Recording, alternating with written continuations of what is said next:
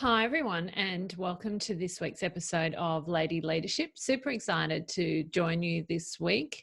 Now, if you haven't checked out my freebie on my website, check that out. It's my top 10 tips to help you move your career forward. So, on those tips, I talk about doing the job that you've got today to the best of your ability. I talk about asking for more work. So, how can you highlight your skills and progress yourself and ask for a little bit more work? I also talk about having career conversations. So, go and have a career conversation with someone. On those, I also talk about asking your boss to take something on or to like attend a meeting for them, fill in for them when they're on leave, etc. So I've got 10 great tips on my website. So it's lady-leadership.com. Have a look at those. And if you implement any of those tips today, I think you're definitely going to shift and move your career forward. So yeah, check those out. I'm sure you're going to absolutely love those. Now, I wanted to talk to you today. I've been having a few career conversations with women, and a thing that seems to be coming up repetitively is, should I start my own gig? And so I haven't probably shared with the podcast listeners to date, but I've actually had a few of my own side businesses or side hustle, so to speak, over the last couple of years. So I think, and look, this probably started for me, even 20 years ago. I was working in a full-time job, and I actually was doing waitressing and helping out with like events and things on the weekends, etc. I was single at the time, and I was a bit bored on the weekends, and I was a bit sick of going out, and so I just decided to start working. So I think I've always liked to have a little bit of side hustle. When I when I sort of bought a couple of houses in my late 20s, renovated those. So I've renovated about 4 houses. And then more recently, I started with my husband a beauty startup, which was a marketplace for beauty professionals. I really, I think having young children and having to go to a few events, and particularly one incident, I remember I was actually invited to the Emirates tent on Cup Day, and I couldn't find anyone to do my hair and makeup. I naturally have curly hair, and I just wanted a nice blow wave and my makeup done, but no one was open. I sort of couldn't find anyone. It was a bit before sort of the real kind of takeoff of Instagram. And so I came up with this idea to have a beauty marketplace. We sort of modeled it a bit on Airbnb and basically started off from there. So when people say to me, I'd like to maybe do my own thing, I'd like to perhaps start a startup, I'm all for it. I say, yeah, have a go, have a crack. And because you're going to learn, and you're going to learn what to do, what not to do. So I think it's a really good learning experience. Now, Beauty Finder, which I talked about, with COVID, we've just recently closed that down. What I learned through that was, as much as I enjoyed getting my hair and makeup done for an event, actually organizing other people's hair and makeup probably wasn't my passion. But having said that, we created a business with, at one point we had up to 800 beauty professionals that were working with us, and we were working around Australia, and, we were making a little bit of money as well, but it probably wasn't my great passion to grow that business into sort of bigger than, say, what it got to. So I think, lesson number one is probably start something that you are passionate about. I think because of the amount of time and the amount of effort and the amount of unknowns that you're going to face, then I think this is really key to your success, and to being able to continually motivate yourself, continually drive yourself, continually push forward through those barriers because you really enjoy doing what you're doing. I think, so lesson number one is, choose something that you're passionate about. Now, I talked to Lisa Tay about this on my podcast. She's from Cody Agency. She talks about this as well. So check out that podcast. And yeah, she talks about, being passionate about the subject or about the thing that you want to do. Now, my sort of recommendation or lesson number 2 would be, if people are naturally asking you to do this, then you maybe start to think about it a bit further. So through my career, I've naturally had people want me to mentor and coach them. And so I started to actually get approached at events from people who had met me and liked, what I had to say, who wanted actual coaching and mentoring. And so it was at that point that I decided to, create Lady Leadership and actually take that a step further. So I think it's a really good indication if people are asking you to do something that you're doing already, then see if you can actually start charging people for that.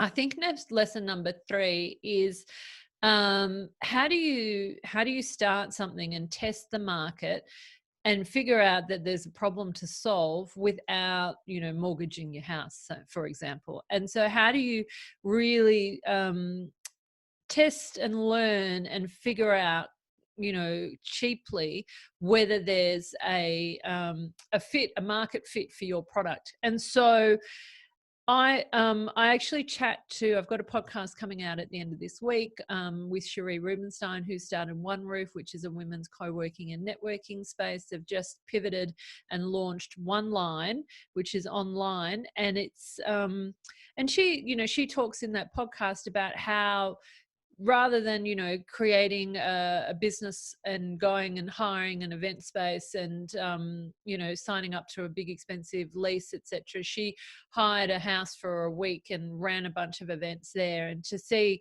whether there was actually a business model and whether there was interest, etc. So how can you start small, not spend a lot of money, and test and decide whether there's a market fit? You might be really passionate about something, but in actual fact you can't sell it. And so I think it's really important to learn how you can sell something. I think also, so some people I think it's up to your financial status as to whether you can say, okay, I'm going to quit my job, I'm going to go all in on this, and I'm going to make this work, or whether you run a two-sided sort of game to start with. I talk about it being a bit of a plan A and a bit of a plan A plus. So if your plan A plus comes off, then maybe you'll leave your plan A. So can you run your day-to-day job and do a startup? And I think the important thing there is allocating the time that you're going to work on your business. So if you've got a young family, if you've got a demanding job, when are you actually going to find the time to do it? So when I started Beauty Finder, I was actually just working 4 days a week in a senior role as the CIO.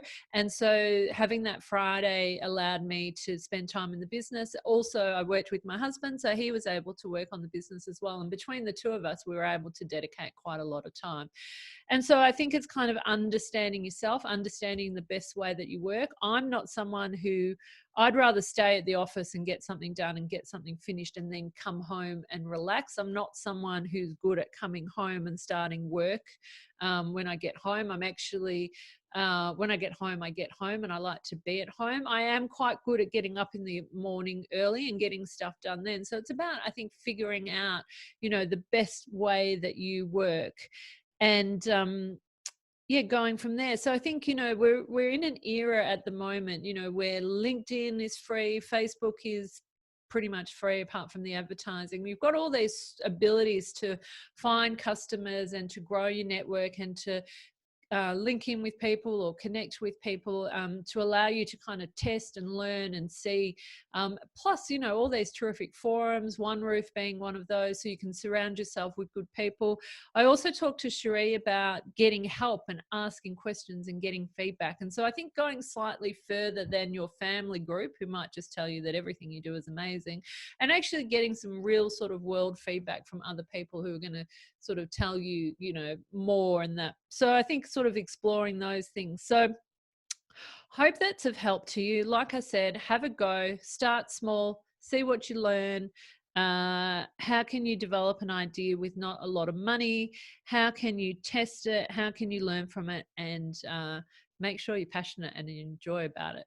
I think, you know, for people that have been really successful, and I've seen quite a few people be really successful, they've had that customer to kick off their business with straight away. So my dad went out in his own business many years ago. He was an aircraft engineer, and the company that he worked with decided they didn't want to service some aircraft that they were servicing, and it was a big company. It was Ansett Airlines, and so him and a business partner took that on. So they had a customer from day one, and they were able to actually start making money from day one.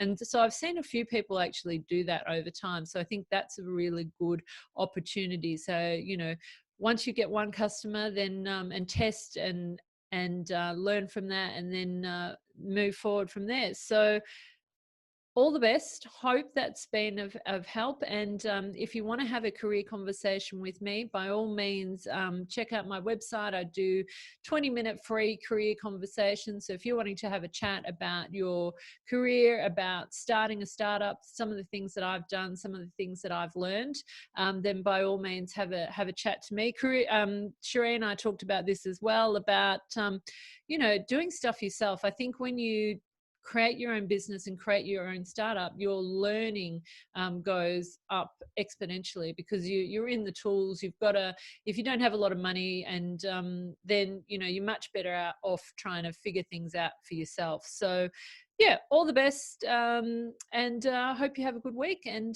check out the podcast that I've got coming up with Sheree. It's a great chat with Sheree. She's awesome, and One Roof is a terrific networking, supportive environment where women can grow, and working with like-minded individuals. So yeah, check that out. Hope you're having a great day. Cheers. Bye.